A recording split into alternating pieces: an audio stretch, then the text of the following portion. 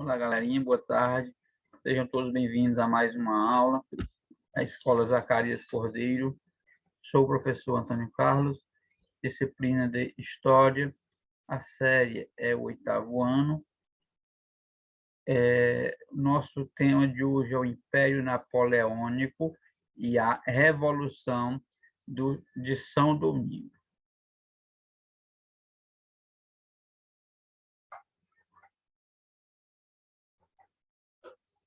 Napoleão chega ao poder. Em 1799, Napoleão Bonaparte deixou seu exército em campanha no Egito e dirigiu-se para a França, onde foi aclamado pela população nas ruas de Paris. Dias depois, tomou o poder com um golpe de Estado, que ficou conhecido como 18 Brumários, data do calendário da Revolução, correspondente a 9 de novembro, e que ocorreu a Revolução Francesa. As reações dos jacobinos e dos democratas ao golpe foram reprimidas e o poder político ficou concentrado no consulado, órgão executivo formado por 3 cônsules, entre eles o próprio Napoleão Bonaparte. Pessoal, se ele dá o golpe e depois ele faz parte desse consulado que é quem toma as decisões. Então, geralmente, o chefe de Estado ele escolhe também os cônsules. Então, ele escolheu as pessoas e ainda ficou também como um dos membros. Então, obviamente, que todas as decisões seriam favoráveis a seu comando, ok? E a seu governo. O Império Napoleônico. O Império Napoleônico. Napoleão enfrentava a oposição dos monarquistas ligados à família de Luís XVI, que tentava retomar o trono. Para assegurar o seu poder, ele convocou um plebiscito em agosto de 1802 e tornou-se cônsul vitalício. 2 anos depois, em nova votação, foi exclamado imperador dos franceses, sendo coroado no dia 2 de dezembro daquele ano. Nas relações externas, o Império Napoleônico foi marcado por intensos conflitos e a reestruturação política e alguns países europeus. Em 1803, a Inglaterra, Áustria, Prússia e Rússia uniram-se em coligação e declararam guerra à França. Então, pessoal, o Napoleão foi construindo as coisas tudo a seu favor para que ele se tornasse o imperador com poder supremo na França desse período, ok? Vocês viram aí que ele criou o tal plebiscito. Obviamente, ele já sabia o resultado final, que ele seria o escolhido, tornando assim o imperador francês e tendo todos os poderes em suas mãos. E como ele fez algumas coisas que desagradavam aos outros países vizinhos da Europa, obviamente que acarretaria em guerras, e foi o que ocorreu em 1803, que alguns países como a Inglaterra, Áustria, Prússia e Rússia se uniram para combater esse poderio de Napoleão Bonaparte, ok? Batalhas no continente europeu. Durante as batalhas do continente europeu, o exército francês parecia imbatível. A maior dificuldade de Napoleão, porém, era atingir a Inglaterra, isolada pelo mar e protegido pela mais poderosa frota marítima do mundo. As embarcações francesas foram destruídas pelos ingleses na Batalha de Trafalgar, no litoral da Espanha. O imperador francês voltou-se então para a Europa Central, atacou e derrotou a Prússia, ampliou seu domínio sobre a Península Itálica e isolou a Áustria. Após derrotar as tropas russas e austríacas na Batalha de Austerlitz, em 1805, Napoleão reuniu 16 estados do antigo Sacro Império Romano Germânico na Confederação do Reno. Quer dizer, ele ia vencendo o inimigo e anexando território ao seu território. Ele ia conquistando os territórios rivais e tornando-se o imperador também dessas nações, ok? Todas aquelas países que eram derrotados pelo exército francês, consequentemente se tornariam parte do território francês. Eles se tornariam colônias desse país, ok? O governo dos 100 dias.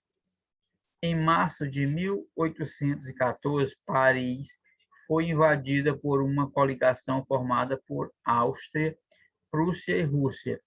Diante dessa situação, Napoleão abdicou do trono e exilou-se na ilha Elba, no mar Mediterrâneo, onde permaneceu por 300 dias.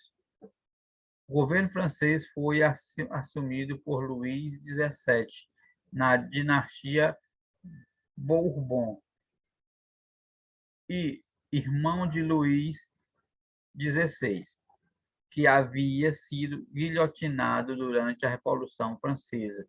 A maioria da população considerou o ato uma imposição dos países vencedores e um retrocesso em relação às conquistas obtidas da insatisfação dos franceses com a monarquia. Em 1815, ele fugiu do exílio e retornou a Paris, onde foi aclamado pela população e pelas tropas e retomou o poder, porém seu governo durou apenas 100 dias. Então, por isso o título, pessoal, governo de 100 dias. Com aquela guerra que ocorreu no slide passado, que eu acabei de falar para vocês, com a Inglaterra, com a Rússia, com a Prússia e com a Áustria, como ele acabou sendo derrotado, esses países invadiram a França e, consequentemente, para fugir da morte, que seria esse destino de Napoleão, ele fugiu antes, se exilou, porém, pouco tempo depois ele retorna à França e reconquista o poder, retoma o poder. Porém, esse poder durou pouco, esse governo dele durou pouco, apenas 100 dias, como já foi dito aqui, ok? A independência do Haiti. Você já deve ter ouvido falar do Haiti, não é mesmo? Esse país, que atualmente apresenta os piores índices de desenvolvimento da América Latina, já protagonizou movimentos pioneiros da história do Ocidente. Lá ocorreu a única rebelião organizada por escravos escravizados africanos na América. Foi a primeira região do continente a abolir a escravidão, a conquistar sua independência e o primeiro país fundado por ex-escravizados fora da África. Os espanhóis chegaram à Ilha Hispaniola, onde hoje estão o Haiti e a República Dominicana, em 1492. A Espanha, porém, estava mais interessada em explorar a parte continental da América e, em pouco tempo, acabou abandonando algumas regiões da ilha. Então, pessoal, vocês viram aí que o Haiti, hoje a gente vê como um país miserável, porém, no passado já teve seus dias de glória. Foi o primeiro país que foi dominado por ex-escravizados fora da África. Então, ele, vamos dizer assim, que ele conquistou a sua independência graças à luta do negro, graças a essa luta travada pelos ex-escravizados, que garantiu a independência do Haiti e, consequentemente, a liberdade dos escravos, a abolição da escravidão nesse país. Infelizmente, pessoal, a sequência, nós vimos aqui com a chegada da Espanha lá no Haiti, veio a exploração das suas riquezas e, consequentemente, falir todas as riquezas existentes no país. Por essa razão, o Haiti é hoje o país miserável que todos conhecem, que sai nos jornais, a miséria, a fome, doenças e várias outras mazelas que acarretaram naquela população, ok? O levante dos jacobinos negros. Em 1791, durante o processo de revolucionário na França, o processo revolucionário na França, a Assembleia Constituinte do país aprovou a igualdade de direitos para toda a população de São Domingo, mas manteve a escravidão. No mesmo ano, diante das péssimas condições de vida a que estavam submetidos, os africanos escravizados do norte da colônia iniciaram uma rebelião. Eles abandonaram as plantações, atearam fogo nos canaviais, destruíram engenhos e executaram proprietários brancos. 2 anos após o início da rebelião, a Convenção Francesa decreta o fim da escravidão em São Domingo. Então, vocês veem aí, pessoal, que graças a essa rebelião e estes escravos tiveram a coragem de se voltar contra o regime estabelecido, contra as péssimas condições vivenciadas por eles, contra os castigos físicos sofridos por eles. Eles criaram a coragem, tiveram, melhor dizendo, tiveram a coragem de se rebelar e forçar a sua libertação.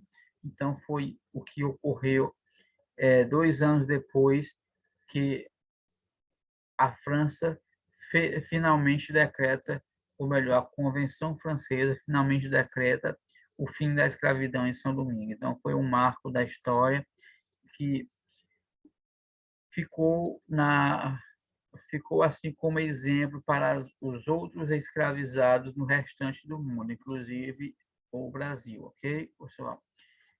Por hoje é só, galerinha. Fiquem todos com Deus. Façam a atividade da página 88 do livro de História, ok?